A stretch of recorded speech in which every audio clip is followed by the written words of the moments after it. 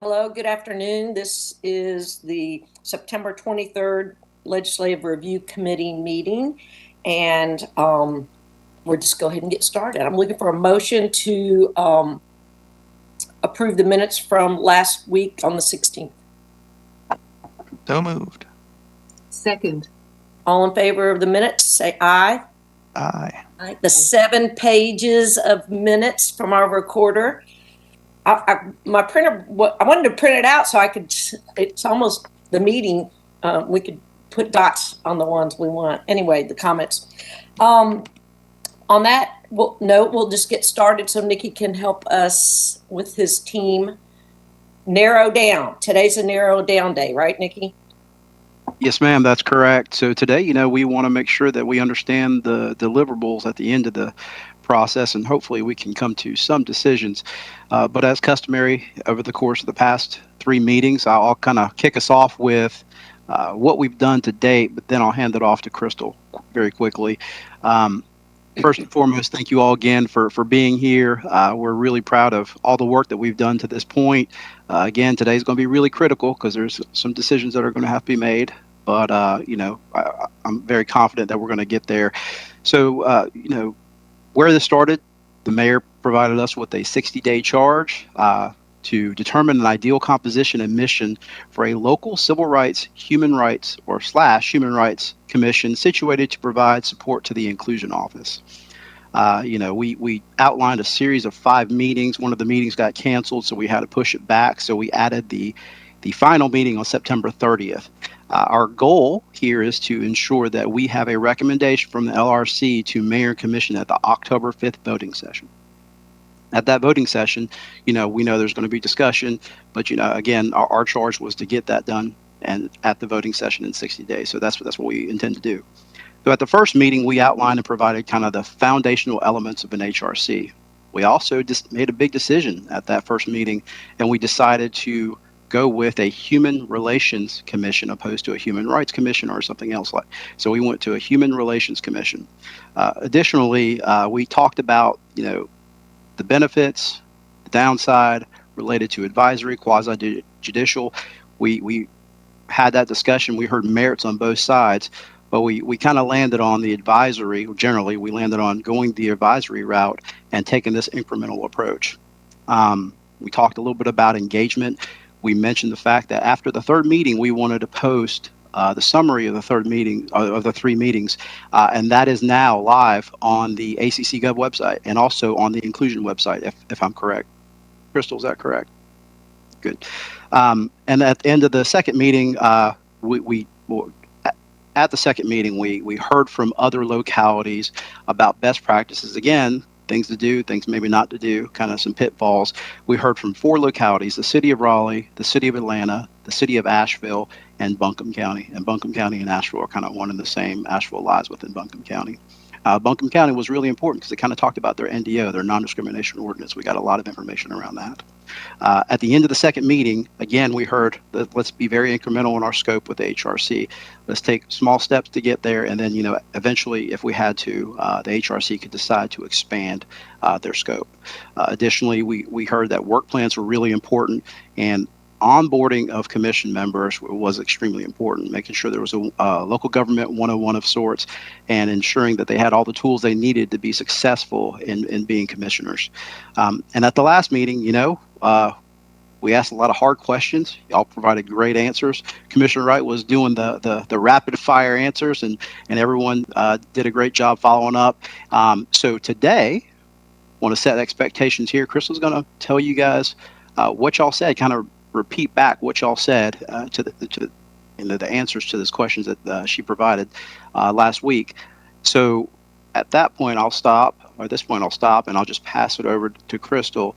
And I think she's going to start off with a summary and, again, give you guys the answers to your questions, and then kind of walk you through a process to get us to a framework of an actual HRC. Thank you.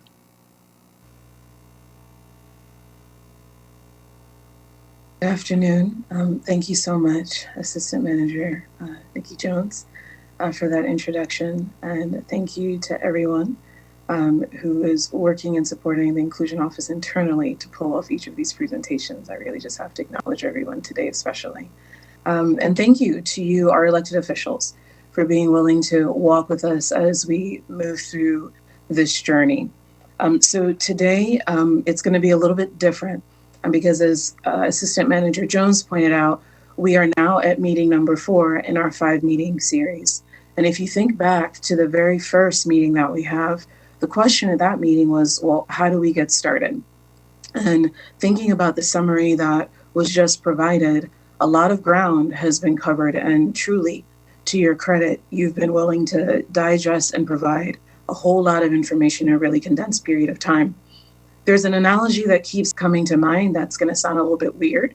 If it disturbs me, I need you to let me know. Have you ever cooked a big pot of kale? Have you ever done that? A big pot of kale or collard greens? You know that process where it starts off and it's huge and it's like outside of the pot, and then you like heat it up and you boil it down, and then you end up with like this, I don't understand how it happens, but this magical kernel of green that's in the pot. That's essentially what we're attempting to find a way to do today. So as we have in all of the meetings up until this point, this is a pretty big ask. But we're going to do our best to use a rapid fire approach.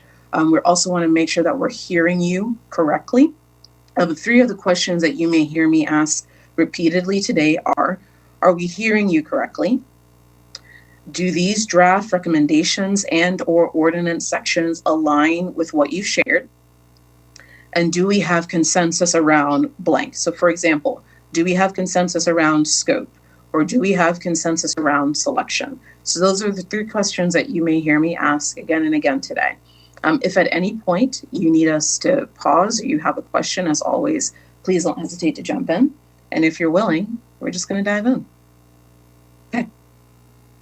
So to sort of frame out the conversation today, it is really helpful, as Assistant Manager Jones just did, to sort of frame out a timeline. And so on the same day that the non-discrimination ordinance was voted on, at that same meeting of our general body of our elected officials, the mayor issued a 60-day charge. And in response to that 60-day charge, we ended up developing a 5-meeting sequence. And in meeting number 1, we began exploring the question, where do we go from here? And we started to establish some areas of focus. So what is our scope? What are the expectations that you would like to set? What does selection need to look like? What does reporting need to look like? And then in our second meeting, we were able to hear directly from local government leaders and officials from Atlanta, Asheville, Raleigh, and Buncombe County. And you, our elected officials, were able to hear about their experiences around formation and operation of their HRCs. And we were able to hear from Buncombe County with respect to their development of a non-discrimination ordinance and the creation of an educational program and staffing to support that. In the third meeting, that was where we really needed to hear from you. And that really was a heavy lift, but we were able to get it done. And I really do appreciate that because you provided us with a whole lot of information across the following areas. What does the scope of the Human Relations Commission need to look like? What are the expectations that you have for the creation of a Human Relations Commission? What does selection need to look like for a Human Relations Commission? What does communication need to look like for a Human Relations Commission? What does reporting need to look like? What does training need to look like? And what does support need to look like? Hello, Commissioner Thornton. And hi, thank you so much it's nice to see both of you together. Good to see you. And so that was a lot of information, and we really did take a bit of a rapid fire approach to move through all of that information. And now we're at meeting number 4. And there are a number of things that we want to make sure that we accomplish in this meeting. And the reason we want to accomplish some of the goals that we've laid out is because this is essentially the path that we're following. The mayor issued a charge. We were given 60 days to develop a recommendation that you, our LRC, would take back to the main body. In order to make that happen, we developed a 5-meeting process, and we've been able to listen to and gather your input. And now if you look at the 2 squares that are in green, these are sort of the 2 really critical steps that we're needing to find a way to finalize and complete. We need to be able to identify what are the recommendations that you as an LRC would like to take back to the main body. And we need to also think through what are some of the sections that you would like to be included in the draft ordinance, with the objective of returning in our 5th meeting, being able to completely finalize both the recommendations and the ordinance and move forward with the recommendation back to the main body. So we have some goals for today. We hope that this makes you smile to see #goals at the top. And we want you to know that we heard you. This is really important.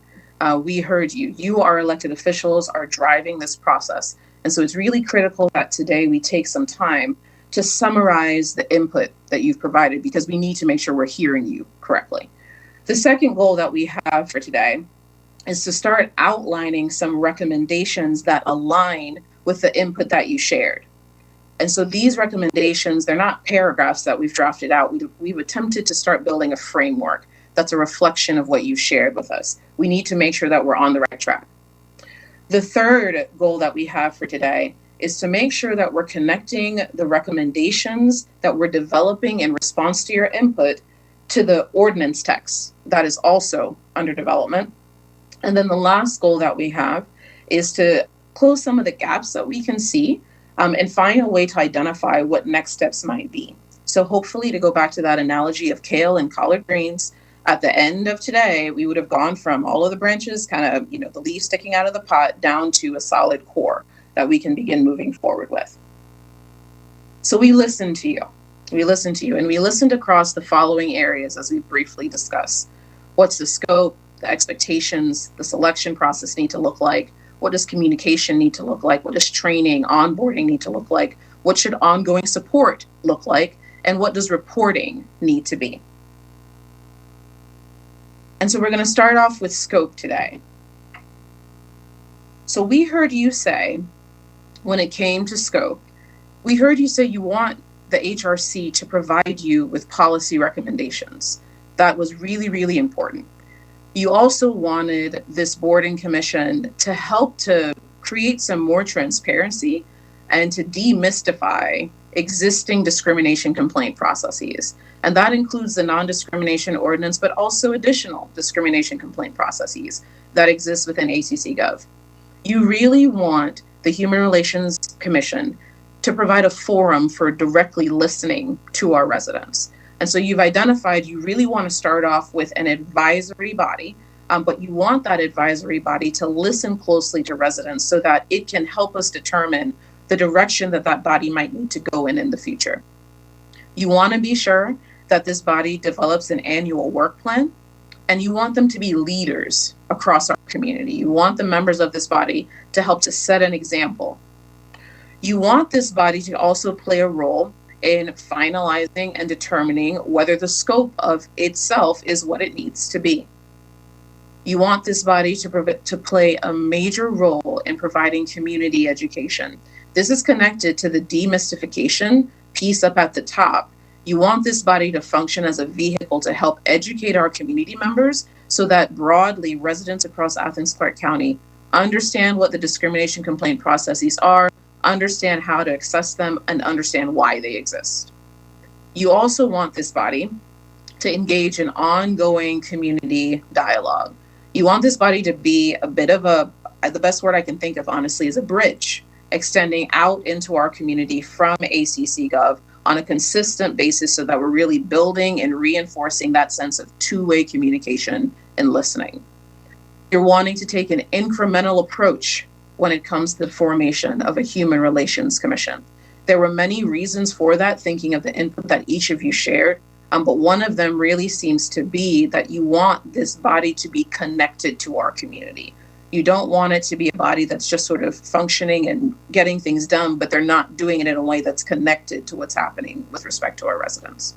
And you also want this body to engage in community relationship building. That was something that was really important. Thinking through the various areas and priorities that you identified when it comes to scope, we've attempted to sort of single out some of the ones that there seem to be a particularly high level of agreement on. And so the piece of providing policy recommendations, that was something that almost each of you said repeatedly during the input session in our last meeting. With respect to community education, that was another really, really big one.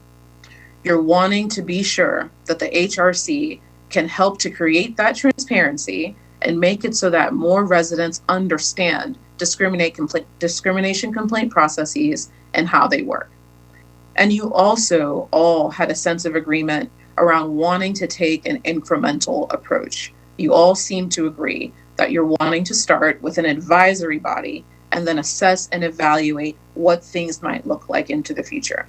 So this is one of the moments where I need to pause myself and we need to go through a quick cycle of rapid fire yes, no type responses. Are we hearing you correctly? Are we hearing you correctly? Commissioner Wright, should we begin with you? Yeah, I guess the pot is really full, isn't it? So when you just switched the green, that's where you have already heard that pretty much all of us last time said those three, right? And I agree with that. And I think you heard our discussion well, myself. Oh, yes, While we're unmuted, we'll just do it like that. yes. I'm good. Yes, you're exactly right. I'm with you there. I see some of the red circles being subsumed under the community education part of this. So, that makes sense. And even the demystified discrimination complaint process under the community education. So I think a bunch of these are subpoints of others. The two that stick out there, I guess maybe in further discussion, is the development of an annual work plan and developing scope. So I guess that I have a question of whether we have consensus agreement on that being something we want the group to do. And I'm not sure if that's part of the scope or actually part of their work. So those are my thoughts. Thank you, Commissioner Myers. Commissioner Hugh. This all sounds good to me. I share Commissioner Myers' questions or views, I guess. And I guess the only thing I might add to what she said is when we talk about community education, that sounds to me more like what's going out into the community. And when we talk about a bridge, I think of that going two ways. And so that listening forum, red circle, I don't know whether that actually needs to be separate as much as just emphasized as a way that we characterize that community education as really being a two-way street, so to speak. This is extremely helpful feedback. And so one of the things that we are doing, so both myself and my colleague are in this space right now, and I also know that Sarah is taking extensive notes. And so heading into meeting 5, we need to make sure that we address any of the outstanding concerns that you have. So we're going to note that really carefully. With respect to what you shared, Commissioner Myers, yes. So a part of what we're doing in this sort of boiling down process is wanting to make sure that we're identifying some of the big picture pieces that we have consensus around and that are really core and really central. So yes, with respect to what you shared, Commissioner Huell, the characterization as a bridge is something that we will take note of moving forward, because community education is more of a one-way experience versus characterizing this process as a bridge, which is two-way. We're going to switch to one additional slide. Community dialogue, that's a great thought.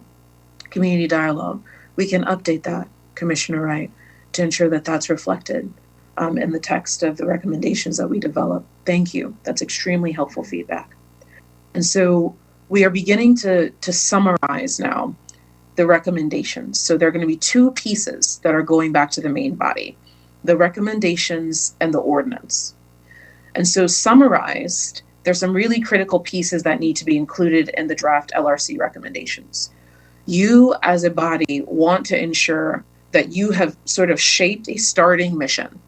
And that starting mission needs to reflect the fact that you want there to be an incremental approach, that you want, for example, community dialogue to be a priority, Those are details that need to be included in the starting mission that's developed and included with the list of recommendations. The Human Relations Commission will need to engage in developing bylaws. That's a part of how the Human Relations Commission can take action in ensuring that they are helping to develop and shape the scope of the role that they are going to play throughout our community.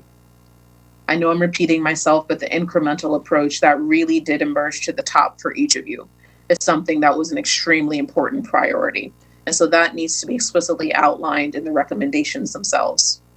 There needs to be extensive education, outreach, and recruitment, both leading up to the creation of this first round or cycle of the Human Relations Commission, but also that needs to be maintained on an ongoing basis heading into the future.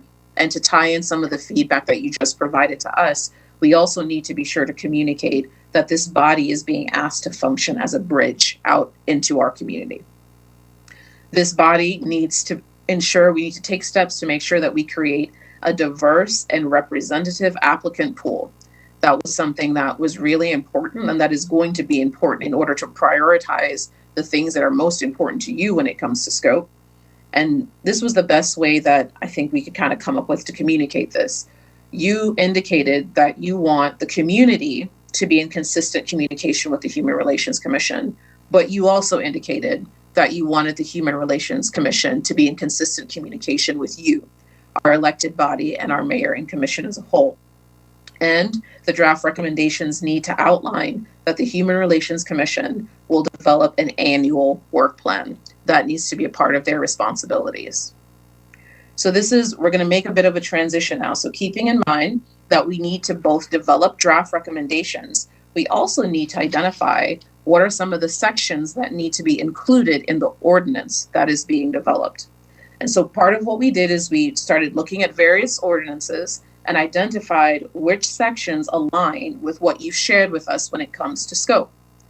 Those sections include establishing that you are creating a Human Relations Commission, definitions, defining what is meant by Human Relations Commission and potentially by other terms that are included in the ordinance, a section that's focused on the purpose and the impact that you want the Human Relations Commission to play throughout our community. And this was a section where we saw a parallel in the Raleigh ordinance, where it's possible to be very explicit about, for example, the Human Relations Commission shall not engage in activities that are being explicitly legislated by the full body of our mayor and commission. So this would be another potential tool or section that you could utilize to ensure that you're clearly defining the scope of the Human Relations Commission. I'm going to pause briefly because I think there's some pieces coming across in the chat that we may need to think through. So briefly, community dialogue is an important term that we may need to use to replace community education. That was being shared by Commissioner Myers.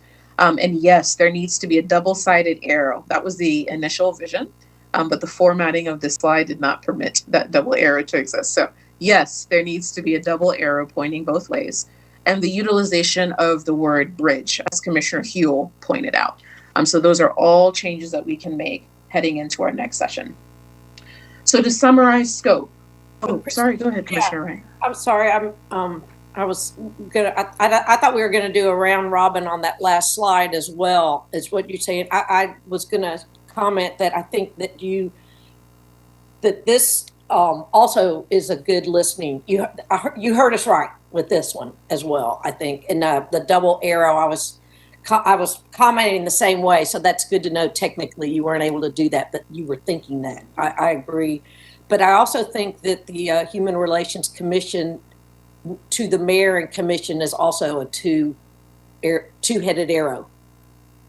I think that for me, when specifically in the work plan, I think that the mayor and commission is also part of that work plan, is in my mind. So it's back and forth. They can tell us, because of that bridge that this commission has in the community, they would be informing us what their work plan would be, but yet we also want to be part, I think, of the input and know that things are delegated to or assigned to the commission. that's what I wanted to add here before we move on. Crystal, Commissioner Huell has their hand raised. I think they may have a Yes, question. thank you, Commissioner Wright. Commissioner Huell. Thanks. Yeah, I think this is great, and I love Bridge. We'll not pretend that I came up with Bridge. You used Bridge in your presentation. So, Bridge is good. I do also just want to say I like the term community education. I think it can be both. I mean, because if we say just dialogue, it sounds like people are just there to talk about stuff and not do anything, right? Community education, I think, does point to that idea of like providing resources too. So I like both for what that's worth. The other thing I just kind of wanted to raise as a question, I'm not sure when's the best time, but maybe this is it, to my colleagues, is, we talked about how much this is advisory versus quasi-judicial, and it seemed to me like we settled on the idea that this is advisory for now, but there may be a need in the future that could be filled by taking on a quasi-judicial function as well. And so I don't know if at the outset we want that to be baked into the scope, that's something to like have on their mind for future consideration. So like when that work plan is being drafted or something, once this is off the ground and it's revisited in a year or two, is that something that should be considered down the road? Yeah, I think we do need to have that ability as it grows. And that's another part of this slide that I like, is that we are going to launch out of this committee, I think, the starting mission, right? So that the incremental parts that happen, leave it open for that, whether it's assigned by the mayor and commission due to how things are going with the non-discrimination ordinance and the its assignment with the attorney's office, right? Which is different than what this group would be doing. But if we saw as a mayor commission, we wanted that to happen, or the committee or the new commission sees that they need that to happen. And you're trying to spell it out now versus it being there for these bridges that we have and work plan. Is that what I'm hearing you say? I don't think I want to bog us down in spelling out how that might look or anything, as much as just having that mentioned somewhere in there, so it's kind of clear that that's a consideration we're expecting to be carried into the future, if that makes sense. Okay. Carol, you had her hand up, and then Ovita's got hers up. Okay. Yeah, I think actually this might address what both of you are saying. I didn't mention it before, but in terms of incremental approach, that phrase might not mean anything for people looking at this who aren't part of this discussion. So adding on something, because it seems to be about the advisory role versus a judicial role. So incremental approach, starting with an advisory role towards whatever. So I think that needs to be clarified, because I wouldn't know what that was. And if that was clarified, then what increment we're talking about would be clarified as well. The possibility for a change. And so I think that's just sort of language there that we could clarify. Okay, Ovita? I thought I knew what I was going to say until Carol made her comment.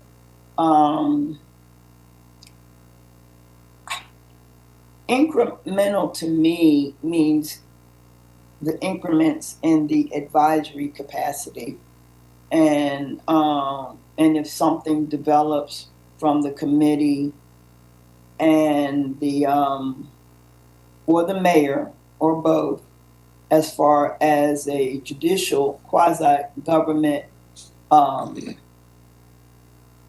have no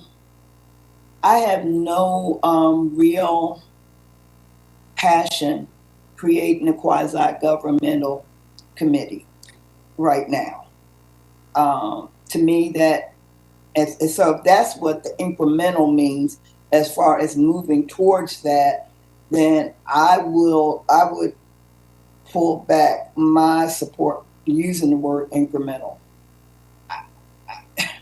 We are coming into so much conflict already with the role of the commission and the role of community groups.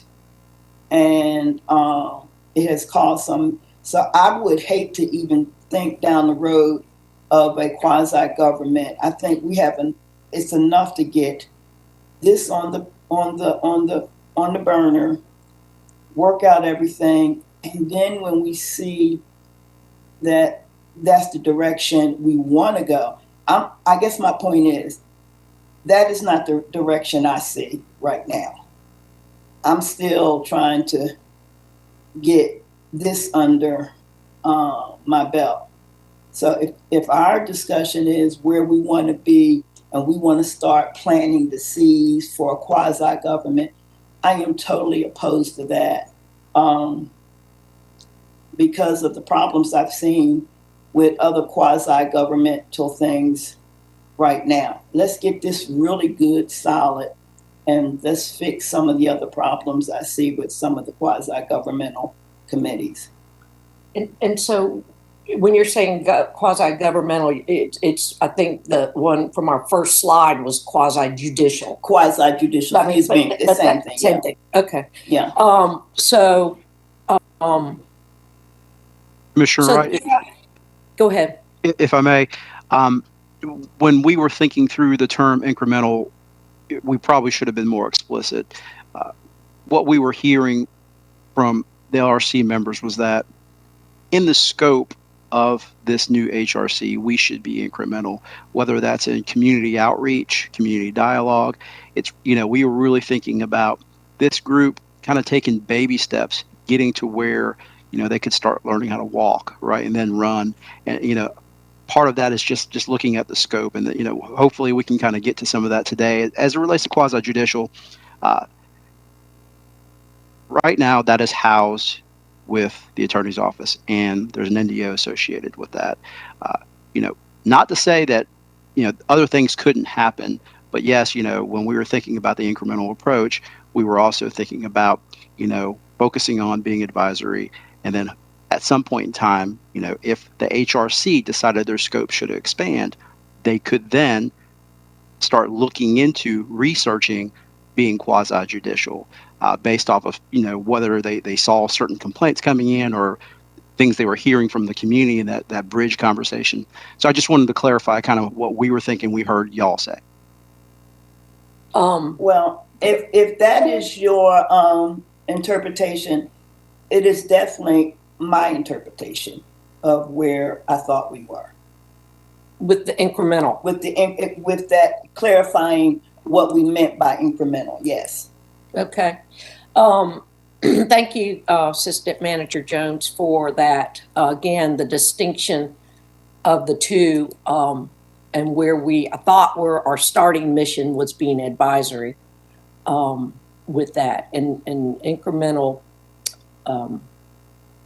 Carol, I see your hand is both up. I think it might be just really, I think that brings up two things. And one, just really quickly, the incremental approach phrase needs to be clarified in the wording, because it wasn't clear. And then with regard to what I just put in the chat, really forgetting the first part and putting something in about the or, because I think we need to be really upfront. Advisory role to the Commission and Attorney's Office or whoever in relation to the NDO. So that is a clear expectation up front. Okay, and okay. When I open the chat to write what people are typing, then I can't see Commissioner Huell, so I also missed that their hand was up. So anyway, so the chat. I might be missing some of the chat stuff. So let's keep talking. Let's make sure we're being heard here so that I'm not sure how many slides we have to keep us on task with our mission for today. So Commissioner Huell, your hand's down now. Is that because you're ready to talk? And Carol, yours is up. I'll do you again afterwards. I thought you were calling on me. That's why I pulled it down. Yeah, I mean, everything I'm hearing, what Nikki said, and it sounds like that. I guess Nikki definitely said it better than I did. So I think we're all on the same page here. I mean, I totally agree that we're starting off on Okay. we all seem quite consensus that we want to be advisory. I was basically just asking, do we want to mention the Yeah. potential consideration of it taking on a quasi-judicial role in the years down the line? Is that something that we want to bake into this initial scope as like part of that long-term work plan? And I guess what I'm hearing is there's not really a need to do that, so that's fine. Right. And I'm glad we've talked that through, because we're going to be talking this through to our other fellow commissioners and the mayor and the community as we describe this. And for me, the incremental approach was because of us wanting this commission and their diversity to help it grow from the seed that we're making type thing. All right, Crystal, is the lid on the pot yet, or?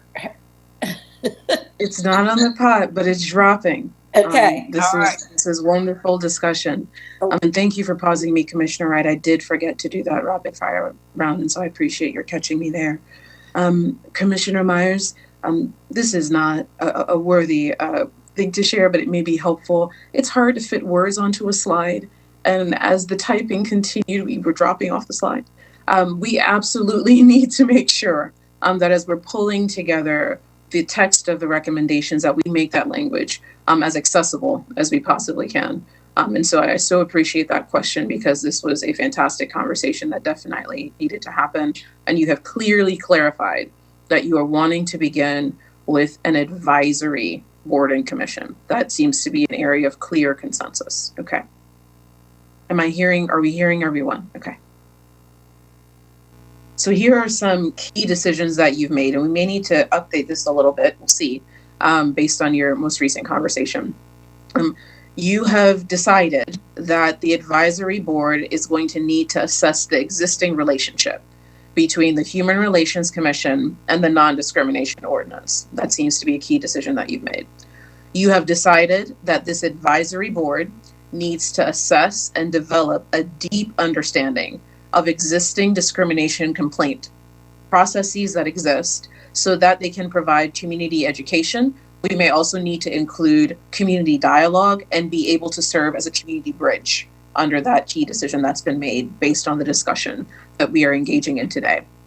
You have decided that the advisory board needs to assess and make recommendations to mayor and commission with respect to scope. That does seem to be in alignment, but I'm going to pause here. Is that accurate? So we're going to do like a quick rapid fire round. Commissioner Wright, is that accurate? Yes, and I guess just making sure that the advisory makes recommendations to the mayor and commission, and with the scope and back and forth. Again, the bridge, making sure that we also are have input as needed. Abita? It pretty much covers it, Crystal. Thank you.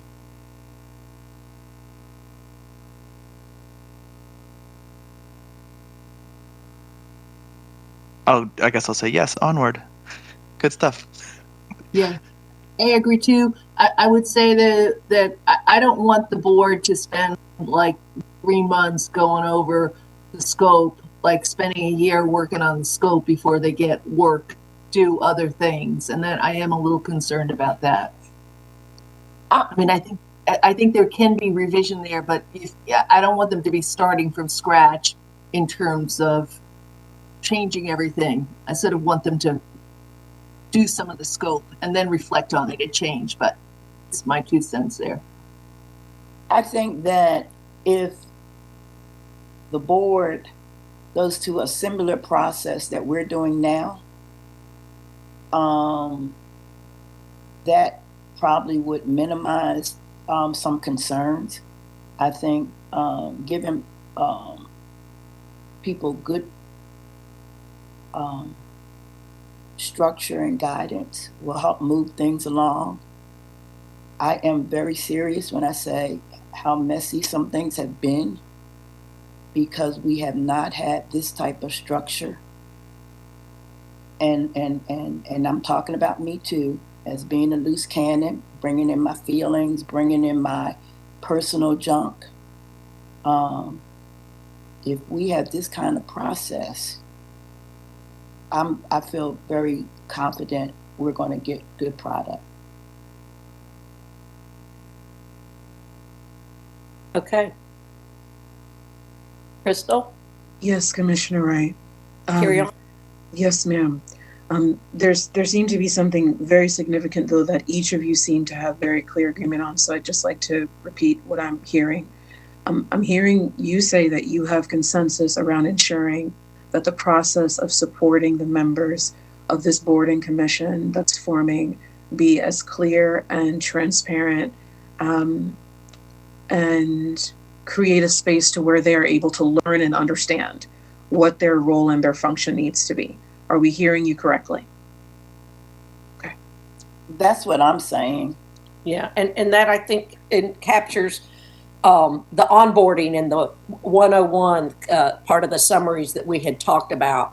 And that's, I think, one of the incremental things is that I was thinking, I mean, we are taking as we say, a deep dive, but I think that once the commission is established with its members, that they will have, should go more than what we're doing, which is why we want that to be incremental and grow versus us trying to figure it all out when we don't, as a group, this group represent all the discriminations that happen type thing. Crystal, I have a question, and it's dealing with scope.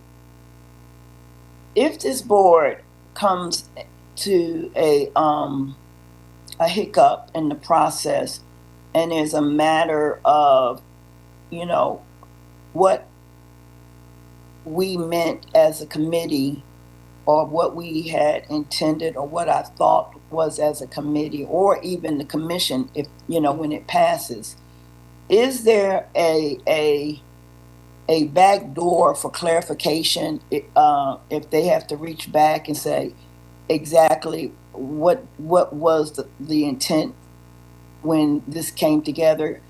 Is there a way that can be communicated so folk won't get, you know, we all got a little stuck on incremental. So maybe there's just a word or two that instead of them debating it or, you know, is there a back door that for clarification if something like that comes up? That's a really good question, Commissioner Thornton. And I'll share what comes to mind. So based on the input that each member of our LRC has provided, we have begun thinking through structurally and in terms of programmatically how we might need to design this process. One really important step that each of you has identified is onboarding and training. And one thought that we are literally working through as we go through this process is having a pretty extensive period of onboarding. So what that would mean is instead of everyone comes together and they just sort of go, we would take potentially 2 to 3 months and we would talk about things like inclusive leadership. We would go through the process that led to the creation of the Human Relations Commission. We would provide ample opportunity for people to ask clarifying questions. If there's a word that isn't understood, or if there's a definition that isn't understood, if people have questions about what did the LRC and our mayor and commission as a whole want to see as the policy outcomes of creating a Human Relations Commission, we would talk through all of that. And the process of onboarding in that way it's not quite a back door. It's more of a way of baking in what you are sharing with us are your priorities. And so at the front, and there's also team building, I forgot that. So there will be a need to engage in team building activities as well on the front end so that they as a body have some tools for working through differences if and when they come up. Now, this is not a guarantee, you know, that everything will go smoothly from that point, but this is one potential step that we can inject that can help to reflect the priorities that you each have identified. Does that answer your question, Commissioner Thornton? Very well responded to. Yeah. Yeah, thank you for that too. And I think back to the double arrowheads is when there is a product or a decision or some things that come from this new commission, that we would approve it. We're like, yes. So that's part of that work plan back and forth in my mind, where if they have a more defined, once it goes from the starting mission, there's going to be a more defined mission from the original group. And so those would be part of those checkpoints, I think, in my mind. Carol? If I could add real quick, I agree Please. with everything Crystal has just stated. It's absolutely true, and onboarding is going to be extremely important. Commissioner Thornton, great question. We really want to make sure that the HRC is, doing what we intended them to do. And one way to do that is through the work plan, right? So you all are going to approve the work plan, right? That's that part of that bridge conversation that you had, Commissioner Wright. So the work plan is going to be important. And then another way to check it is through the annual report. So what we heard is you all want them to report back to you on an annual basis. So if you hear something that doesn't sound right, that is the opportunity for mayor and commission to say, hey, maybe we should think about doing it this way, or how about you all think about this? Well said. Well said. Okay. Next. Yes, ma'am.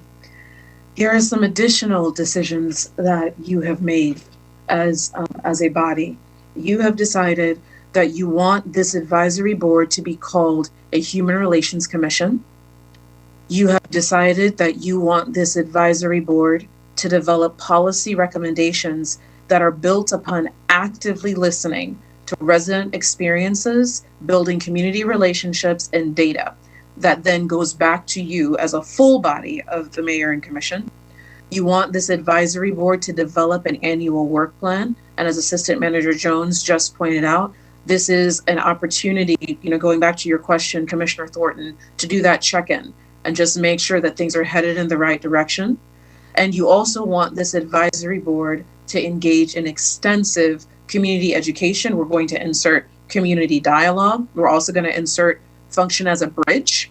You want this body to engage in extensive outreach and to assist with recruitment to ensure that we are prioritizing diversity, inclusion, representation, and equity throughout the process from application to day-to-day functionality.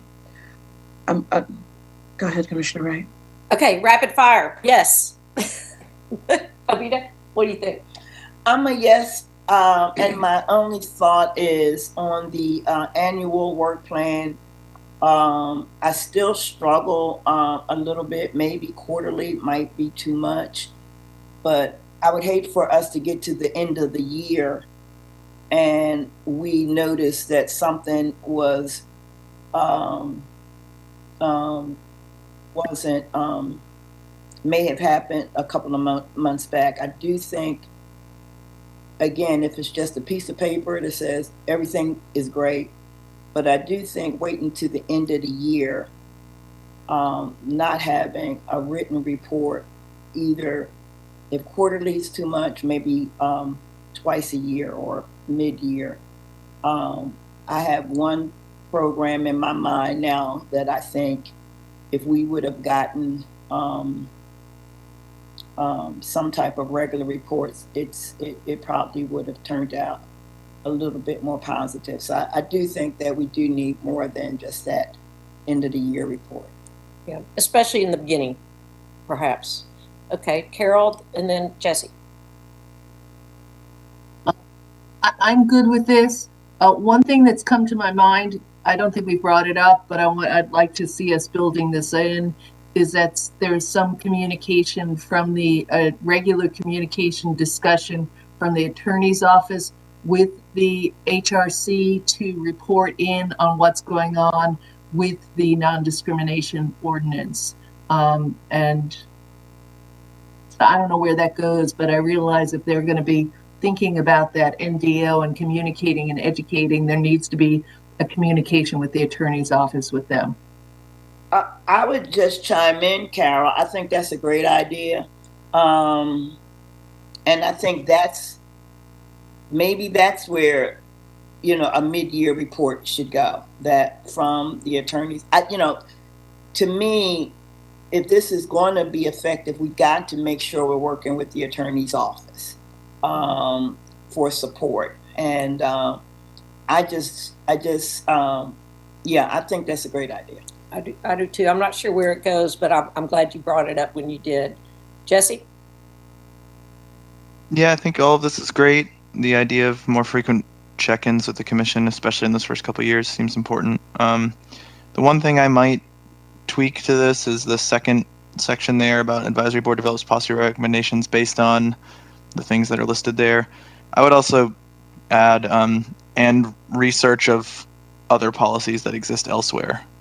We're not just looking for what's brought up in forums, but also, I think there's examples that they can pull from other communities. I agree, as well as maybe when there's less of a pandemic, other community conferences or whatever might be. I think we talked about that a little bit too, with support, making sure we had support for continuing education, so to speak, in there.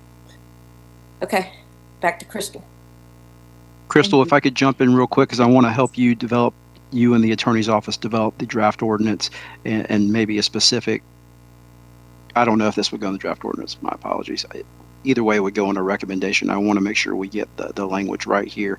How often do we want the HRC to come back to Mayor and Commission? Is that twice a year or is that quarterly? Because we've kind of heard I like quarterly, but that might be much. So I could do half, twice a year.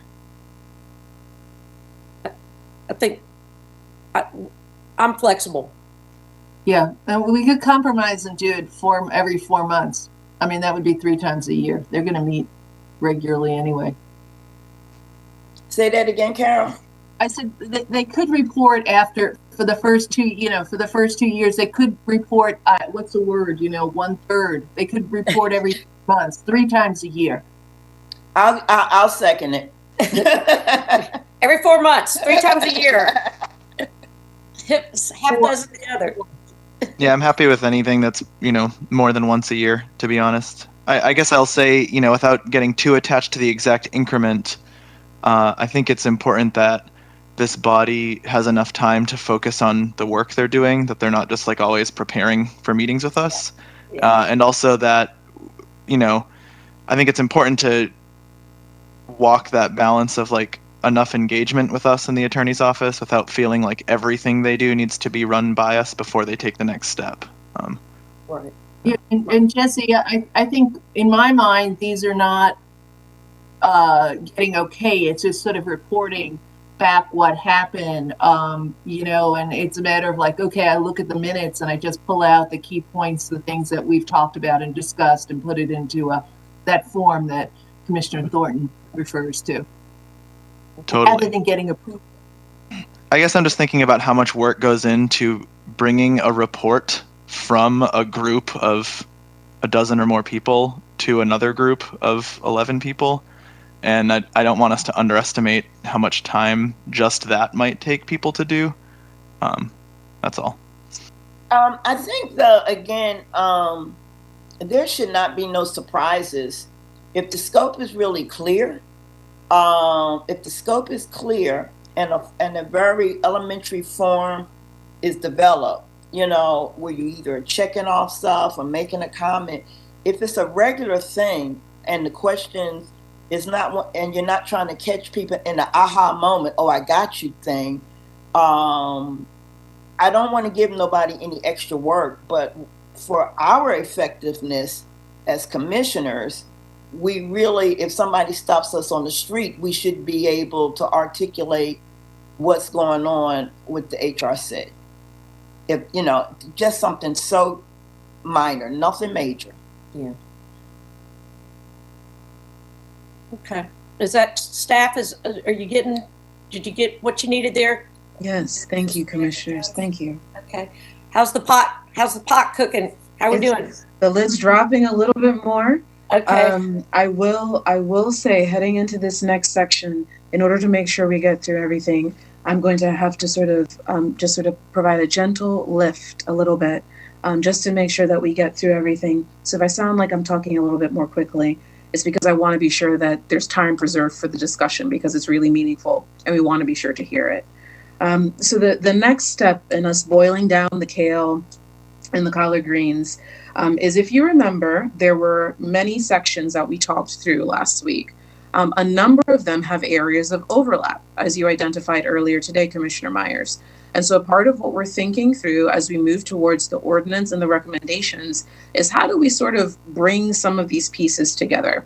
And the following sections we identified as pieces that can sort of be brought together. These are expectations, communication, training, reporting, and support. And so we listened, and here's what we heard you say. And I know this is a lot, but it's multiple sections being boiled down into one. We heard you say that you want to ensure that the members of the HRC are actively appreciated. That could look anything like T-shirts all the way up to verbal appreciation to potentially a day where boards and commissions are celebrated as a whole. You have re-emphasized the importance of policy recommendations and that two-way communication, as Commissioner Wright, you've touched on, having the arrows going both ways. And I think Commissioner Myers, you mentioned that as well. I think Commissioner Huell, you did as well. The effective communication is key. Commissioner Thornton, a number of you today have really touched on that, wanting to make sure that communication is clear, it's effective, it's consistent, and it's moving things forward. You want this body to help to establish trust throughout our community. This goes back to serving as a bridge, as well as to community education and community dialogue. You emphasized an interest in having quarterly updates that accompany the development of an annual report. You've emphasized the importance of data, the importance of both the members of the HRC themselves being educated and also them being positioned to provide education throughout our community with respect to discrimination complaint processes. You have emphasized that the mayor and commission as a whole would like to connect with this body. That's really important. You emphasized how important onboarding is, that this may need to be a relationship where you as a mayor and commission might end up assigning particular topics of interest to the Human Relations Commission. You talked about staffing and the need for the Human Relations Commission to be able to send information from itself back to you. You talked about training. You were interested in the formation of a communication directory that included multiple organizations from throughout our community. You wanted there to be a web page or a website that was going to be consistently updated. You were interested in this body being paid a stipend. You wanted to ensure that this body would engage in consistent collaboration with you, our elected officials, with the Inclusion Office, and potentially even throughout our community as a whole. And you've talked about the importance of marketing, finding a way to get the word out there so that people actually know about the Human Relations Commission and what the Human Relations Commission does. So if I could ask for another rapid fire round, is this an accurate reflection of what you shared with us last week? I think so. And the marketing is combined with the ads, right? I mean, that part. The stipend, I believe, needs to be done. We need to do that with all boards and commissions. So I think that we should pull that one out so we don't get caught up in establishing that for everybody, because I think we can't just pick and choose which ones have stipends. And so the connection with the attorney's office that Commissioner Myers brought up, I think would be another circle that would be added in here. I think the making sure, yeah, that's me. Ovita, then Carol, then Jesse. I do disagree with Commissioner Wright on the stipend. I think if you pull it out, it'll get lost. You put it in there. It was almost like Commissioner Huell's example was about the quasi-judicial. You put it in there and we work to it. And we may get legal advice that says, oh, we can't just do this one group. We'll have to do all the, other boards. So it's there and we work through that. Other than that, I want to rapid fire really, of course, my quarterly reports are there. I'm a rapid fire with that. Everything looks, really And I guess to Commissioner Wright's point about the ads, maybe we do need to spell out marketing or promo, so it's bigger than just ads. Carol, Jesse, and then Jesse. I'm good with this. I'm trying to think if there's some wording for the stipend, like to put it in there that would also include as stipend as developed by commission, something or other in there so it starts the ball rolling for us. So otherwise I'm good.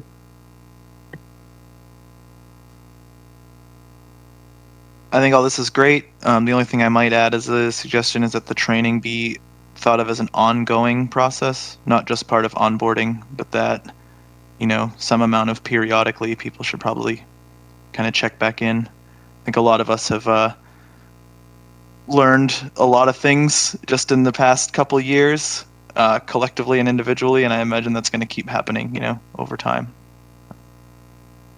Well, good point. All right, Crystal. Thank you, Or Commissioner. Assistant Manager Jones, whoever's next. Here we go. So these are the areas that you seem to really have a high degree of consensus around. A number of these are very important to each of you, but these are ones that seem to be particularly important. So that leads us to a very limited outline of some of the draft recommendations that are meant to cover expectations, communication, reporting, training, and support. The Human Relations Commission needs to deliver quarterly updates and annual reports. The Human Relations Commission, you would like them to be paid a stipend, and you'd also like there to be a marketing budget. You would like them to engage in mandatory onboarding and annual trainings that are happening consistently. You would like the HRC to develop a community communication and education strategy. We could also insert, education dialogue, serving as a community bridge, all of the connection points essentially that you're wanting the Human Relations Commission to build and maintain.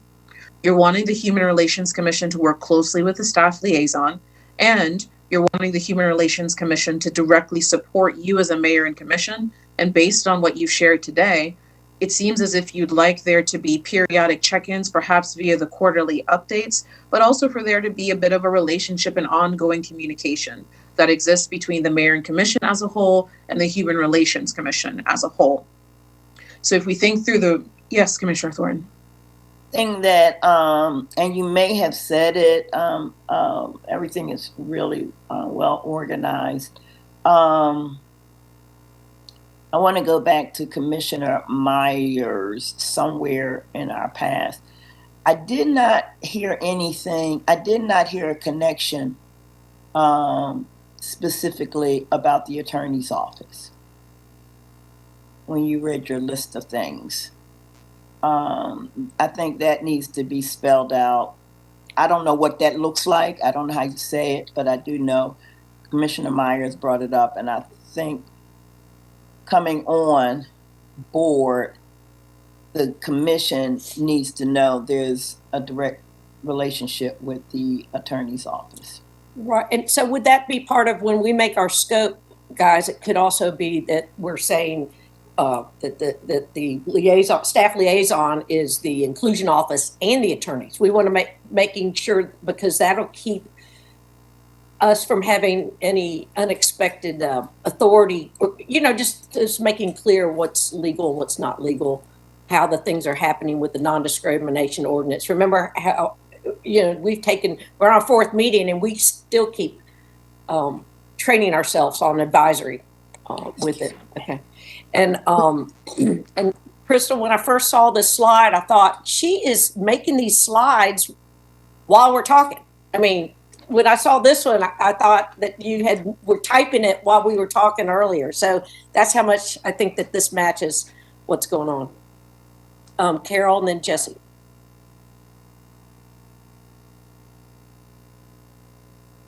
Carol, you're muted, I think.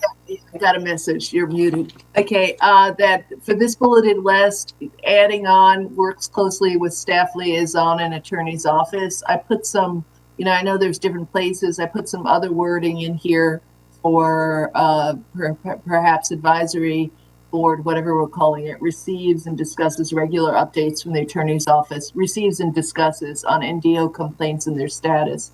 So I think for this list, we could just add attorney's office and that would be good.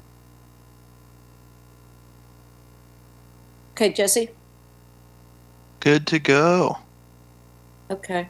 Well, and the other part too, when we talk about, again, to keep it advisory and do the confidentiality and legal matters, I think that I don't want it to seem like the attorney's office in their work with the non-discrimination ordinance is then, I mean, they can tell numbers, but it seems to me like there could be some confidentiality on in progress complaints. You said, but that's again why it's from the attorney's office to make sure the appropriate information is with this back and forth with it. Did that give staff the input you wanted on this slide? Yes, Commissioner Wright, thank you. Okay, This has been extremely helpful. This has been really helpful. So we're taking really extensive notes. So we've talked through, we started sort of boiling down the recommendations when it comes to expectations, communication, reporting, training, and support. And if we now shift to thinking about the section of the ordinance that would cover expectations, communication, reporting, training, and support, that potentially will fall largely under the function and duty section within the ordinance. So our dialogue today will likely help with the formation of that section. So here are some of the key decisions that you have made thus far with respect to expectations, communication, reporting, training, and support. The advisory board needs to provide quarterly updates. And you've also shared today that these quarterly updates need to provide a point of contact for making sure that things are on the right track. The advisory board needs to deliver an annual report that will be presented to mayor and commission via work session. The advisory board needs to be sure to respond to mayor and commission assignments and also to support our mayor and commission by making policy recommendations that are focused on the scope of the Human Relations Commission. The advisory board needs to develop and implement ongoing community marketing, education, dialogue, serving as a bridge, marketing, sorry, that was repetitive. I'm thinking of the list that you shared today, but all of the pieces that need to be in place so that this is a meaningful process that's directly connected at the grassroots of our community. The advisory board needs to develop and implement that strategy. The advisory board members need to participate in mandatory onboarding and annual trainings. Advisory board members need to prioritize community outreach, education, dialogue, marketing on an ongoing basis. These are not one-off experiences. This is a priority that our HRC needs to have consistently. Advisory board members need to be appreciated. And I think you also have communicated that you would like the HRC to help to ensure that board and commissions as a whole are appreciated, potentially via an annual event. Advisory board members need to work in collaboration with elected officials and with the inclusion office. Another really quick rapid fire round. Does this sort of summarize what you shared with us with respect to expectations, communication, reporting, training, and support? Yes. Jesse, then Carol. Yes. Yes, might add attorney's office in here since we keep bringing that up. Also, in the larger document, I just want to make sure that it's real clear what this and the previous slide, there's something, can I see the previous slide? Yeah. Implements ongoing marketing and education strategy, and then the next one on the education and dialogue. I just want to make it really clear what the scope, their scope is, what they're supposed to be educating people about. Is it the NDO or all things related to Human Rights Commission and how people treat each other? So I just want to clarify that somewhere for them. Crystal, I think that's a good point that Commissioner Myers brings up. What is the scope of outreach and education? Is there a beginning to that, and does that expand? We could talk about that a little bit. Yes, we can talk about that in the recommendations. Assistant Manager Jones, I'm also hearing you say you'd like to talk about it a little bit now. Am I hearing that correctly? I can't see your face, I'm sorry. No, just we don't have to talk about it now. I just want. I Okay. think that's a good point to Yes. clarify. What their scope of education and outreach is. Yes, we can certainly do that. Thank you. Thank you. Okay. So this is our last section. And so if you think back to all the bubbles, selection is the last major piece of things that we need to cover. So to summarize some of the things that you shared with us with respect to the selection of members of the HRC, you're wanting to be sure that we are building a recruitment pipeline. You really want diversity and representation, inclusion and equity to become a priority. And you want to be sure that this pool of applicants is representative of our community. And in order to do that, we need to go about outreach and communication in a bit of a different way. You want to be sure that diversity is prioritized, that clear expectations are prioritized, that representation is present. You seem to land on somewhere between 7 to 12 members, and in the next few slides, we'll attempt to sort of really start solidifying exactly what number that needs to be. You want to make sure that the members of the HRC bring their lived experience and their expertise to the functionality of the Human Relations Commission. You want there to be some sort of compensation mechanism or stipend. You want to ensure that the HRC is connected to our community. You want the process of developing this HRC to serve as a potential way to pilot a new approach to boards and commissions as a whole. You want to ensure that intersectionality is a priority, that youth are represented, and if necessary, that the application pool will be reopened if it's needed to ensure that we're moving towards diversity and representation throughout the selection process. And you want to be sure that there's a really clear mission that's outlined. These are some of the areas that you as a group seem to really heavily emphasize. The need for clear expectations, the need for representation, the importance of lived experience and expertise, and the desire to make sure that there's youth representation. So that then brings us to the framing of the draft LRC recommendations that apply to selection. So the first is we need to make sure that there is really extensive outreach.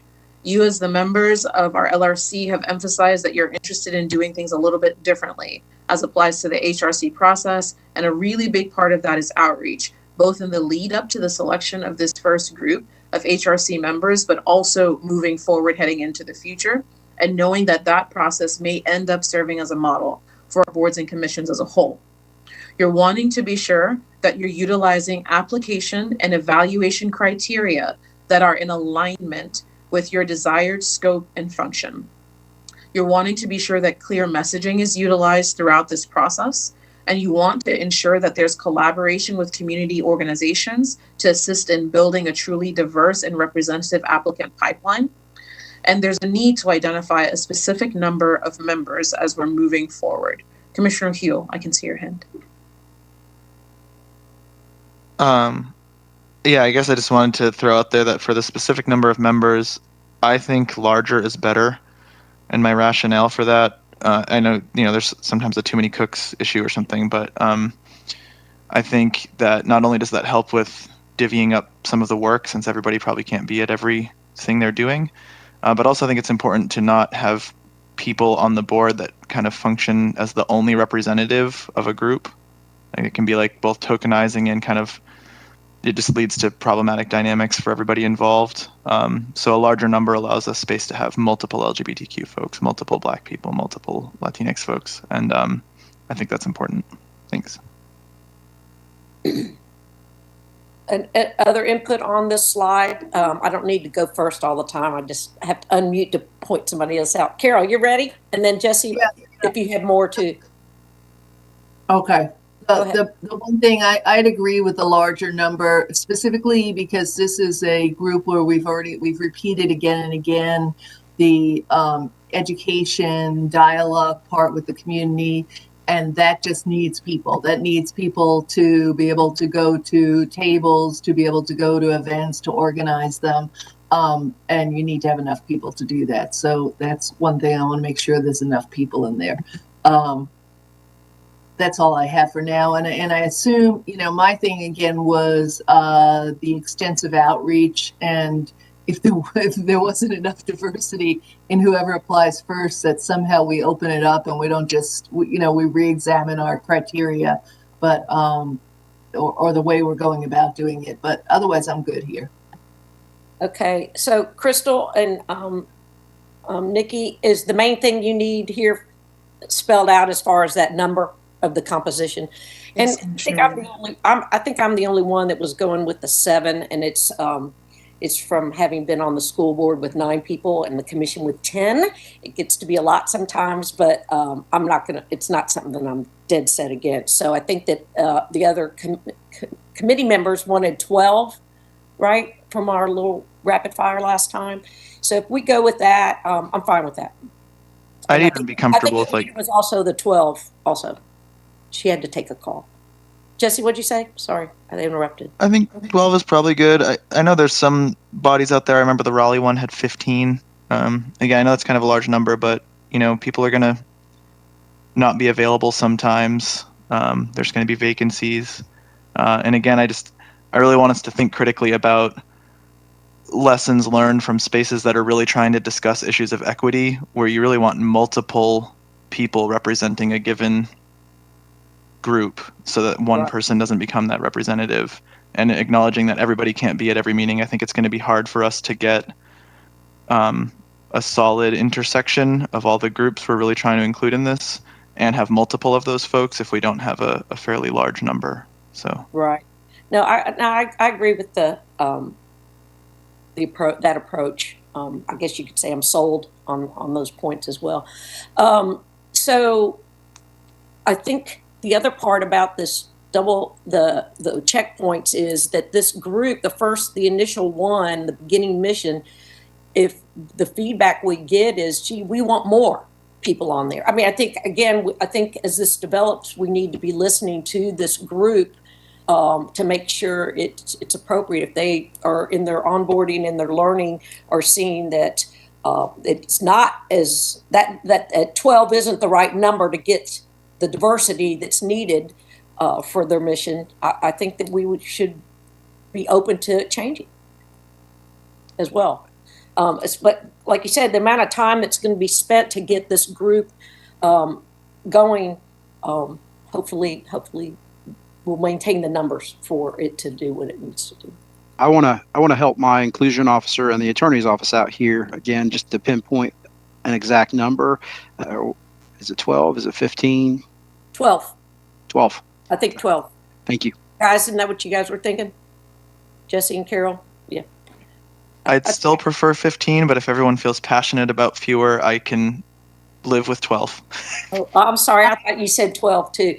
But the slot, anyway, I thought we were, let's start off with 12. How's that sound? And then make sure that when we define composition and or the scope is as that we will accept, input. It's an advisory board. If they advise us that they want more, let's do it. Right?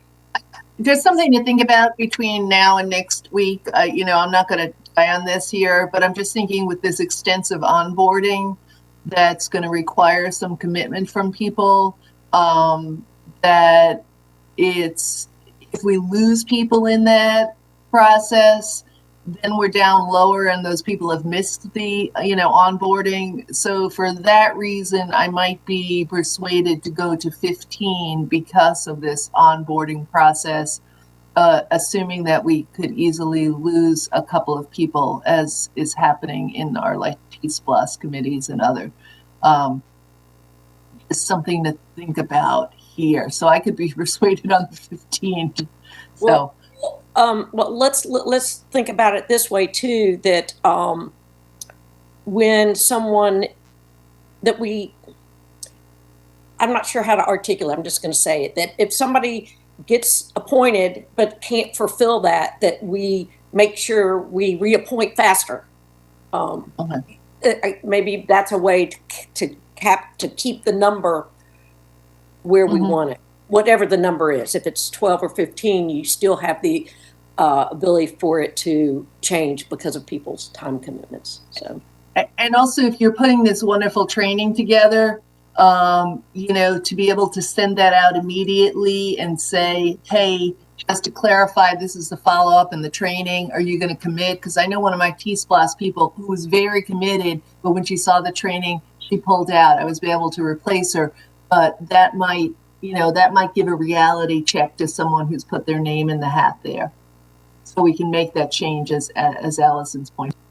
Right. And I think that that's going to be part of the clear messaging, because this is about selection. How many times have we been on a board, authority, and commission interview, and it's clear the person, we need to communicate the mission and time commitment too. I think that's important to optimize longevity of the member. Staff? Alternates can be a possibility as well. Mm-hmm. So, have we changed the number? Do I have to go get a beat off or phone call? Is 12 or 15, guys? What do you want to do? I thought 7 would be better, so I'm more comfortable with the 12 than 15. Come on, Jesse, what are you thinking? Can you do 12? I mean, I'm not going to die on any hills here, but I guess the last thing I'll say about 15, just having tried to work through a list before of like, if we just look at like race and ethnicity and oversimplify things to say Black folks, white folks, Latinx folks, Asian American, Pacific Islander folks, and Indigenous folks. If we want multiple of just those groups, just along race and ethnicity, that's 10 people right there. And so then if we start thinking about LGBTQ folks, age, disability, etc., you start requiring people to have to kind of check multiple boxes. And then if someone has to step off the committee or can't make meetings, you don't have any, you're not going to find people that check the same boxes. So I guess, just again, thinking through not wanting to put people in the position of being tokenized on this body by being the sole representative of a given experience. I feel fairly strongly about 15, but that's my last pitch. If that hasn't won y'all over, then I'll concede to 12. How about 12 and 3 alternates? 12 and 3 alternates. Okay. And here I thought the numbers one was going to be the easiest one. Well, I'm just following Nikki's suggestion here. Well, let's make it a little more complicated, y'all. Are we specifying exactly the composition of the board makeup? Yes. Is that what we're doing? Yeah. I mean, and then that's going to be a whole nother, the application process, talk about checking boxes. I think that we as a commission, the mayor commission, need to understand possibly how some of the other committees get their diversity without it being everybody knowing what hat you're wearing. I mean, some of the hats the people on this commission would be wearing are going to be more obvious than others. So I'm not sure how that we nail down the composition. Just in time. We're talking about the composition and selection. The attorney's office has their hand raised. Yes, there's the good answer, the attorney's office. And so we're talking about how. Sorry, Commissioner Wright, to interrupt. I had one quick question when there was mention of alternates. I have seen some other ordinances that have alternates, but when they have an alternate, they also specifically spell out the role and the scope of the alternate. So I think if we were to add an alternate, it's just going to add more complication and make you guys make even more decisions about what the scope and the role of an alternate would be. So I think it would just be simpler to have a specific number of people, but obviously that's up to you. But I just wanted to put that out there. That's what I've read in other ordinances. Yeah, I appreciate the attorney's input every time. And I do think that I want us to learn things that are going to help us in the other boards and authorities and commissions by doing things that are new. And I don't know that having alternates is exactly the area that we want to go down with that. Kara, are you good with what she just explained? You might be muted again. No, my clicker's not working. Yeah, I'm good with that. I actually want to ask Crystal, she's the one who's going to be working with this group. And I'm just wondering, I don't want to put you on the spot, so you can say, no, I'm just going to listen. But if you had any take on this. Well, thanks, Commissioner Myers. That was meant to be slightly funny, just so you know. So there's a thought that may be helpful. and I'll put it this way.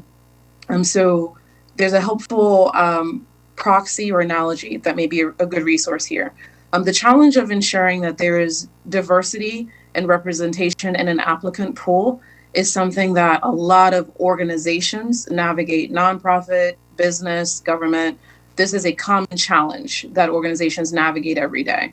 And one strategy that some organizations utilize is you have to think about going back to your pipeline. So you want to think about where people end up, but then if you were to build bridges going backwards, where are you sourcing people from, if that makes sense? So when it comes to this specific process, one question that could be asked is, how are people finding out about boards and commissions right now? So if the primary way that people are finding out is about boards and commissions is because they know someone who knows how the process works, then that provides us with some insight to know, well, one thing that we could do is find ways to get this information into the hands of more people who are trusted throughout communities, throughout our locality, so that this application and this opportunity is getting into the hands of a more diverse and representative pool of community members as a whole. So it's as if we're sort of going back and working our way forward, in which case you'd need to really emphasize the pipeline itself. So you'd have to ask, where are we marketing right now? And how do we dramatically increase that? Who is trusted throughout our communities right now? And how do we help to enroll them in getting this opportunity into the hands of people who typically don't know about or don't apply for opportunities like this, in an effort to ensure that when the applications themselves come in, you have a pool that has the diversity and the representation that you want and need to see. Does that answer your question, Commissioner Myers? Kind of, but I was more specifically wondering if you'd rather be working with 15 people or 12. I'm thinking about this so much. So I have to tell you, I don't have a personal preference. I am most concerned with what your priorities are. Commissioner Huell has been quite persuasive. There is something that I think might be helpful to keep in mind, and it comes to the ordinance sections themselves. So something that we've seen in a few various ordinances is requirements attached to attendance and membership. So it's possible, for example, to specify that if a person misses X number of meetings, they're forfeiting their seat, and then that vacancy then needs to be replaced. That is something that I think would be relevant to this conversation. There is research that shows that there can be a real burden if you're looking for diversity and representation, but you only have one person in a space from a particular identity. It can be especially burdensome for that person to speak up and to share their experiences. So creating an experience where you have multiple people from multiple identities and multiple intersections interacting together, that might actually be a pathway that aligns more with the goals that you as a body have outlined. Does that answer your question? Sounds like we're back to 15. I'm sorry I had to step away. I had a little emergency, but I glanced at my phone, and I know we have someone in the listening audience that thinks that stipends were not a good idea. And I just want to comment quickly, which might even fit into, the diversity of the group. Everybody's time is valuable, and we as commissioners, we don't get paid that much, but everybody's time is valuable. And the stipend is not a paycheck, in my opinion, but there are some people that we may want, depending on what that stipend is, maybe somebody who would never have thought about joining a committee. It's not a paycheck, but it does recognize that folk are giving up something to try to help the local government. And I do know that in my mind, a small stipend for some of the people we would like to attract would be very encouraging, if that makes sense. Some people, a stipend, it doesn't even matter. They were going to do it anyway, anyhow, or whatever. So they could give their stipend to the person who really needs that other part of their stipend. I don't know, but we got to recognize that those small stipends are pretty big to some people. And when we're looking at diversity, I just think it's helpful. So I needed to say that because someone had texted me about it. So that's my position. All right. So are we at 15? The number for the composition. And I do like the idea of us making sure that we have attendance parameter and that we can quickly move to replacing somebody as needed. Jesse? Thanks. Yeah, I really appreciate Ovita speaking to stipends. I do think they are important. I do hope that we stick with those, especially when we're talking about trying to bring in people who might be particularly busy and have children or, be lower income. It's really important if we want those folks to be a part of this to give them something that can help cover the expenses of like hiring a babysitter or getting to the meeting in the first place, which can be very challenging for people who are lower income. So I'm pretty strongly opinionated about stipends too, although I feel like we're pretty consensus about that on this body. I did want to I heard Nikki mention the idea of specifying the composition. And that is something that I think would be valuable to do also, but I'd like to hear others' thoughts. I'd especially like to hear Crystal's thoughts on this. I mean, most of the HRCs I've looked into do specify in one way or another, whether it's like proportionally or X number of seats. And some of them have their math shake out to basically be the same number of seats as the specification, and some of them actually have more. Like there might be like 20 things they're trying to fit into 15 seats, essentially, right? So you end up, having to look for people with intersectional identities. So I guess I was just curious others' thoughts on that, and especially Crystal's. Yeah. So it's 2:33. And I'm not sure how much feedback we need on this, what's being presented to us, versus, I think, like your particular question, or for us to go around, Jesse, it might be more of next meeting. So staff, you want to help me out on what we still need to do for today and where we'll still be teasing details out.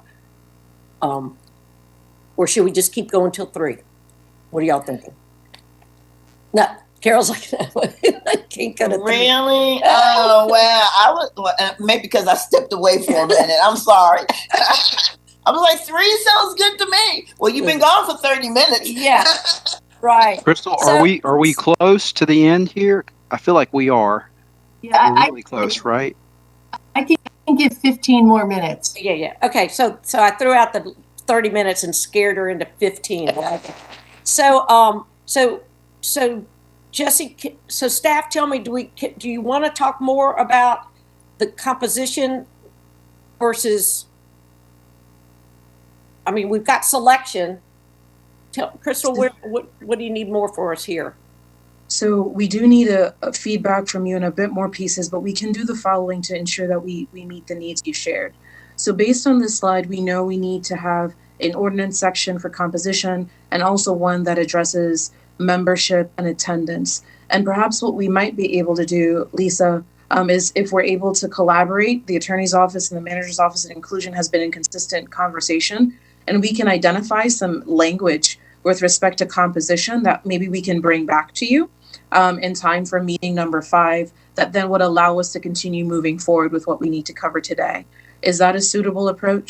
Crystal, sorry to interrupt you. Attorney Hines has her hand raised and she would like to speak to composition. I apologize. Hi, thank you so much. I just wanted to remind folks, I know that we've talked with some members of the commission about this in the context of the Police Advisory Task Force, but we have just cautioned against setting specific quotas or composition requirements, not only because it just makes it very, very difficult to meet those at different times, but because it opens up a potential for litigation. I think some of you may know that Madison, Wisconsin is being sued. Their Police Advisory Task Force is being sued in relation to their different quotas by the argument that it's racially discriminatory. And so that's just something to consider, that if you want to make this as simple and also as least objectionable, that not engaging in specific requirements is the ideal way to do that. That doesn't mean there can't be recommendations or statements about the ideal composition or the intended composition, but a specific mandate could be problematic. Okay, that is good information for us to be certain we are on the right course in that regard. And I do like hearing the overlap from what's happening in GOC, because I think we want to make sure that we're hearing the same advice on that. Jesse, what you need? I mean, what would you like to share? Yeah, I guess given that feedback, where that kind of lands me is wanting to have some kind of language that addresses, again, that issue of tokenization that I was speaking to. I think, Ovita, you were on your call when I was trying to get at this point. But I think it's important that we're not just striving to have people representing the different identities that we're going to be listing out, I think, but that also we're talking about multiple people. So if we want to avoid specific numbers or like a quota or something like that, which might be kind of, I mean, the benefit of something like a quota is then you're kind of mandating yourself to make sure you have multiple people. I think the downside, beyond the concerns Attorney Hines raised, is that it also feels kind of icky to be like, here are the boxes you literally check, you know? But I do think it's important that we really take seriously and we codify in the language taking seriously the idea that we want multiple people representing a given experience. I don't know if this is probably just impossible. But I really I wish there was a way that we could find out where,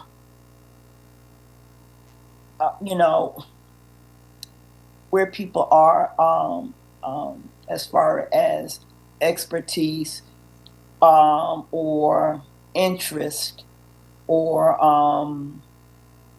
ideas about equity, period.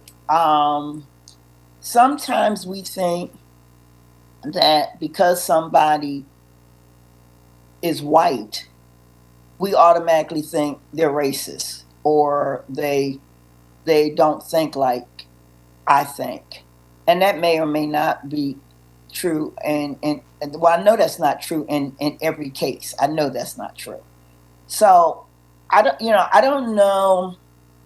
I'd rather have a group of people and all of them have three eyes in the middle and but they are open,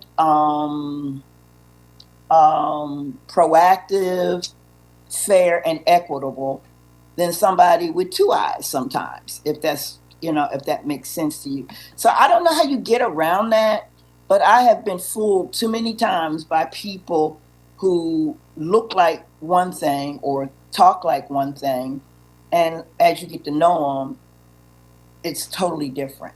So I just want to put that out there. I know it's not probably manageable or doable. So I will let you guys do the hard work and I'll just chime in where I can. But I'm not really hung up on quotas like that. Commissioner Wright, would you be okay with us taking a crack at some language around the composition and then providing that in the draft ordinance for the next, actually, we're going to send it to you all prior to the next meeting. Yeah. Is that okay? I think so that it's legally appropriate. But since we have, I think, a unanimous agreement that we're going to go through the board's authorities and commission process, and that has questions about what experience you have, there's some opportunity for the person to present themselves even before an interview and share information. I think it can cover, especially when we make sure they know what the mission is for the group. So yeah, take a crack at that to get us a little bit further. Sherry has her hand up, I think, or maybe it was left over. I'm not sure. My apologies. That was just left over. I'll take it down. Okay. All right. That's fine. I just wanted to make sure we didn't miss some input from you. Let me see if Carol wants to say something before we go back to you. Carol? No, No, I'm good. I'm good. I want to see the sample language, and just remember that we were also talked about how the commission council itself could be revising some of this down the road. Exactly. Yeah. Okay, we got 4 more minutes. Let's give it back to staff. I'm going to do my best to move as fast as possible. Did we land on? Yes. So if we need, yes, I believe we landed on 15. So if we are identifying selection and the key decisions that you've made, we need to prioritize diversity and representation throughout the application process. We need to be able to pilot new approaches, really emphasizing that applicant pipeline so that we can ensure that there's a real diversity in the people who submit to become a part of this HRC. We need to engage in extensive community outreach and communication with clear messaging to help make that happen. And that might also include taking a look at the questions in the interview process that live within the purview of elected officials. And we need to ensure that we're prioritizing lived experiences, expertise, and youth. And so that brings us to the very last set of questions that are not entirely fair to make rapid fire, but we do need your help. We need to know whether the classifications that are in the HRC ordinance should be the same as the classifications that are in the non-discrimination ordinance. We also need to know whether you'd like to create a community education program similar to Buncombe County that's specifically focused on the existing NDO and potentially additional discrimination pathways. And we need to know how many members there should be. It sounds as if we've landed on 15 for today. And we also need to have a suggested length of the member term, something potentially between a 2 to 3 year period, especially thinking about this first group and what it might take to get things up and rolling. So if you're willing, I know these are really hard rapid fire questions, but if you'd be willing to share your response to each of these 4 questions, that'd be extremely helpful. How about we each answer the bottom 2? Oh, wait a minute. We already have 15. How about we all do the easier one, length of membership, and then come back around. Let's go on this one. We're going to go Carol, Jesse, Ovita, Allison, and this is length of term. I think the I don't know, whatever Athens in Motion did, where some people were 3, some were 4, and some were 5, so that we staggered them. That was a good thing. I'm not sure what the total length was in the end, though. So that was 3 or 4 years. I would think we'd be fine. Jesse, but staggering. Just did a lottery to figure out who got which length.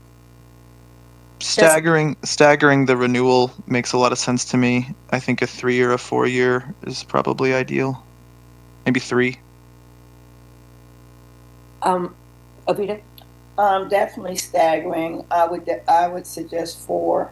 If we're talking about a lot of training and a lot of support, 3 years they'll probably just figure it out by then. But I would say staggering with 4 years.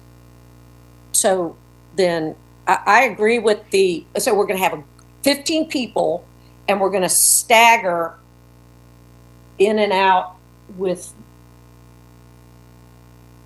you'd have to do like one's a 2 year, one's a 3 year, one's a 4 year, or some of them. It doesn't have to be one person. I mean, the group. Yeah. So if you had five of them would be 2 year, 5 of them would be 3 year, 5 would be 4 year. Is that what you guys are? No, that wasn't what I was thinking. I think what is being suggested is that the initial appointments are for variable amounts of time to set up the renewals to be staggered. So maybe those initial terms are 2, 3, and 4 years, but then everyone's rotating through for their renewal for 4-year terms. Is that what I'm hearing? If you do a 2 year, even with the new group, whoever gets that 2 year is not going to have brought a lot to the committee in 2 years. Yeah. Sherry's got Yeah, in here that half would be 3.5 years and Yeah. half would be 4. How's that sound to everybody? And that's kind of what I meant. Yeah. Closer to the Yeah. same length, but staggered. Yeah, and I think it's important because we have such a big onboarding here, and if we want to Yeah. do that, we don't want to overburden staff. So it Okay. would just be there would be 2 staggered terms, Okay. and, Okay. and 4-year terms. But yeah, And renewable. If your term is done, you can reapply. Is that a yes for everybody? So does the staggering, so can we give everybody that first year solid and then the staggering happens the second year? Is that possible? They all do a first year that don't count for nothing. It's all of the stuff. And then the staggering would start the second year, whether it's the 3 or the 4. And I thought this was going to be the easy one for us to do. I would suggest this. I'd suggest that you get everyone on board, all 15, right? They all get trained. Okay, that we have it after 3 years. Some are 3-year terms of that they're 4-year terms, but for the initial you have a 3 and a 4-year term, so that you don't have, you do a training of everyone, then you don't have to redo a training for 3 years, and then you do a 4th year training. So I guess it'd be training every year. We'll let staff work with this. How about that? That's good. Okay. All right. So next question. Let's go with the top question. Classifications in the ordinance is going to begin the framework for the Just want to say the same. yeah. So to clarify here, the HRC ordinance has protected classes, and then the non-discrimination ordinance would include 3 other areas. Crystal, please correct me if I'm wrong. Yeah. If we I'm going to attempt to find this slide. I may not succeed, so please be patient with me. Okay, so these are the classifications that are covered by the non-discrimination ordinance. Would you like this same set of classifications to be in the HRC ordinance?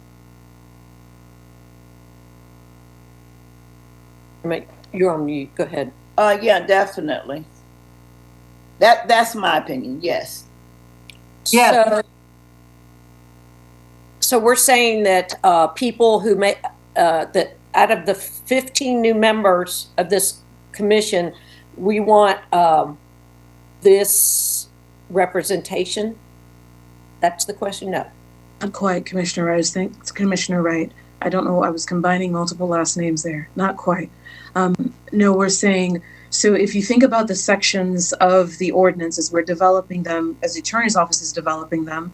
One of the things that's going to need to be fleshed out is what essentially the focus areas or the classifications of the human rights ordinance are going to be. And so do you want the classifications that are in the non-discrimination ordinance to match the classifications that are in the human relations ordinance? Does that make sense? Yes. Yes. I have a question for Sherry. Are you there, Sherry? Yes. Oh, there you go. There you go. If keeping it the same, wouldn't it make the ordinance, the HRC stronger and less complicated? Or I does certainly it think it would make it less complicated. The fact that it is non-judicial in nature, which I believe is still the thrust, makes me less concerned about there being different categories, but it may also create an impression in the community that the Human Relations Commission has more authority to act than it might legally have if there are different categories. So I certainly could see that it might create confusion and also just a genuine limit on what that organization can do. But I'm less concerned because it's non-judicial. I don't know. Does that answer your question? Yeah, and then my answer is the same. I think they should mirror each other. Yeah, I think minimizing confusion anytime we can is good. Jesse's got their hand up, and Carol, we want your feedback. I hate to be the dissenter here. I know we're in a long meeting, but I do think there should be some, at least slight differences. For example, with age, I do think it's important for us to specify inclusion of youth. I know it's something we talked about before. And so that goes beyond just saying a diversity of age, but specifically seeking that out. And I wouldn't say that's the only example, but just using that as one to kind of point to probably some amount of difference. Okay. Does staff have enough for this? From the other question, we got one more question we want to try to do. Where is it? Myers. What is it? Commissioner Wright, sorry. Okay. So with respect to the existing non-discrimination ordinance, so we're not talking about the Human Relations Commission ordinance. We're talking about the non-discrimination ordinance. If you think back, we spoke with Atlanta, Asheville, and Raleigh. They all have HRCs. Buncombe County did not. They had a non-discrimination ordinance. Are you wanting to create an educational program that's specifically focused on the non-discrimination ordinance as well? And also existing discrimination complaint pathways. So do you want a community education program that's NDO as you're creating a pathway for the HRC over here? Does that make sense? Mm-hmm.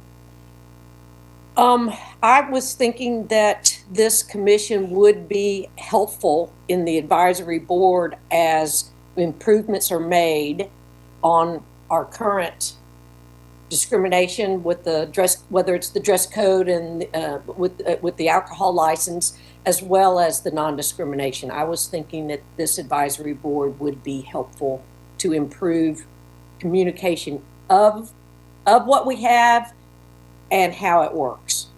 Am I hearing the question right? Does that make sense? Okay. Did you want to wait and come back to you? I was just going to say, I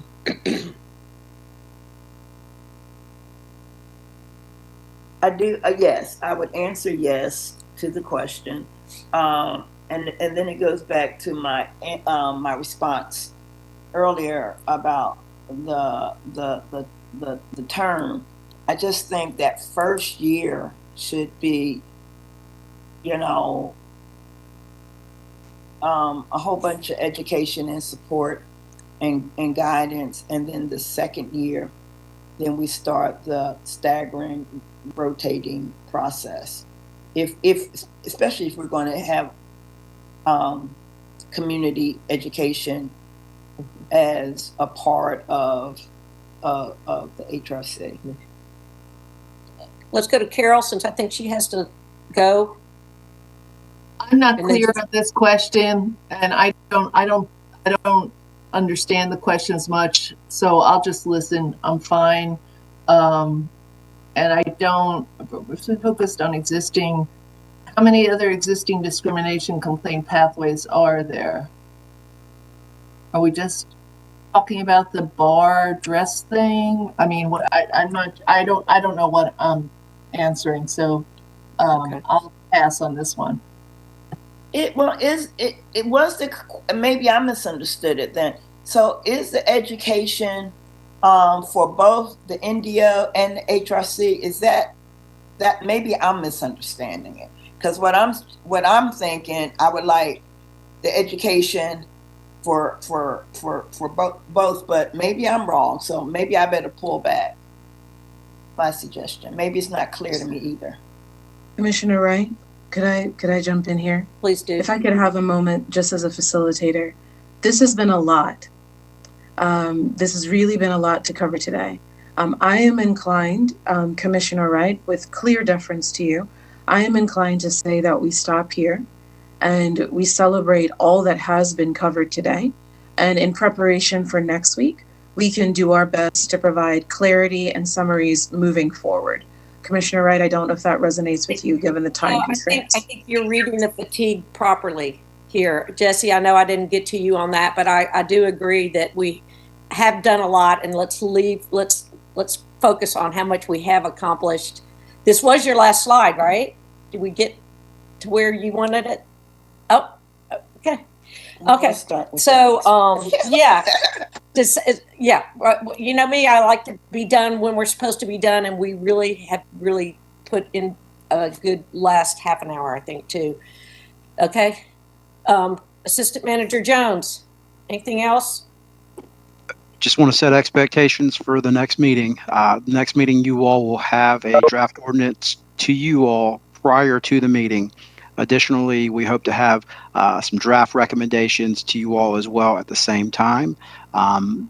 Not so sure about the timeline on those recommendations. You may see those a little bit later, but certainly see the draft ordinance prior to the meeting. And then we can further discuss those two items at the next meeting. And the intent, of course, is to get consensus by the end of that meeting, so then we can make a recommendation to the Mayor and Commission October. Okay. Okay, and also, I know that when you guys go to start actually composing, you're probably going to go, I wasn't real clear on that. So you might have within this draft that we get, clarity on this so that the Highlighted areas. Yeah, yes, ma'am. Right. They're going to be highlighted, guys, so that we can know where we need to be specific. But anyway, that sounds great. And what we'll do is text and make sure we all know when it's landed in our email so that we can begin reading the good work. And then I'm looking for a motion to adjourn. Motion to adjourn.